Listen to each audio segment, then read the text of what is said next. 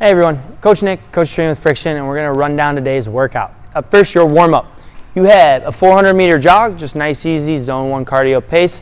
So go out and get just that light jog in and get the blood flowing. After that, we have 3 rounds. We're going to do 20 pass-throughs, 15 scat push-ups, and we'll finish off with 10 alternating lunges.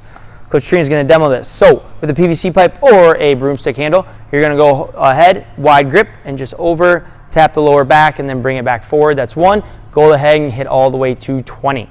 After that, we have our scat push-ups. We'll do 15 of these. So we'll go down to a locked out push-up position, and then from there, we're just going to pull our shoulder blades in together and then press them out so the elbows stay locked out the entire time. And then finally, guys, 10 alternating lunges. So you're going to take a step forward, knees going to tap the ground, press back, switch legs, and go ahead and hit 10 total there, so 5 per side. After that, we're going to have an overhead banded overhead stretch. If you have a band at home, you're just going to face away. Otherwise, overhead stretch, just go ahead and lean into the wall. You've got your arm nice and tall. You should feel that in your shoulder as well as your lats. From there, we have a minute in up dog and down dog. So for up dog, you go ahead, lay on the ground. You want your hips on the ground, and then you are going to press up, and then go ahead and look up as well, and that's just going to make this a little bit better of a stretch. After that, push back and go to down dog. So on this one, we want this nice V shape. She's nice and stacked on her shoulders there, so you're actually pushing the chest towards your legs while keeping your legs straight. So again, a minute on both of those, and then that's it for mobility. Strength today, guys, we've got 4 rounds. We're going to do 10 shoulder presses.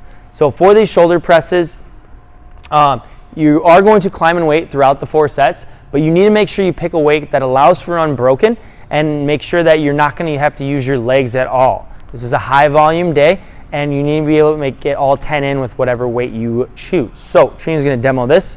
So good things to think about: squeeze your glutes. This will help keep your legs from pushing off the ground at all, and so you won't use them. You want your elbows slightly in front of the bar, and then you're just going to press straight up, and then the head comes through to finish that movement, and then reverse it, just like so. So again, you're going to hit all 10 there, climb in weight. If you're at home, if you have dumbbells or kettlebells, if you've got 2, you can do both arms at once. If you only have 1, then go ahead and do 10 presses on one arm and then 10 on the other. That'll be 1 set, and you're going to do 4. You can also use that gallon jug of water as well for those presses. And then today's WOD, guys. So this is a 16-minute EMOM.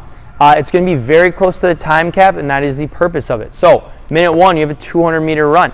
Minute 2 is 30 air squats. Minute 3 is 30 sit-ups, and minute 4 is rest. You'll go through this entire list 4 times. As far as scaling options, recreational, you're going to just do 25 air squats and 25 sit-ups. And lifestyle, you're going to do a 100-meter run, and you have 20s as far as the air squats and the sit-ups. And so it's going to be, the whole idea is to go right to that time cap and then switch to the next movement and then try to stay consistent. So you're going to keep track of all of your reps. The 200-meter run is just 1 rep, but everything else is 30 and 30, so it's 61 reps.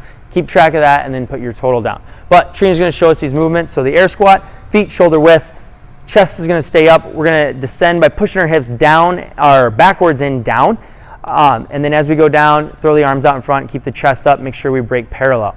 After that, guys, we have our sit-ups. So we're going to sit in that butterfly position, just like so. And then we want to lean back, touch the ground, come all the way forward, aim for your toes or in front of your toes, because I want to see that your shoulders are over your hips or in front of your hips.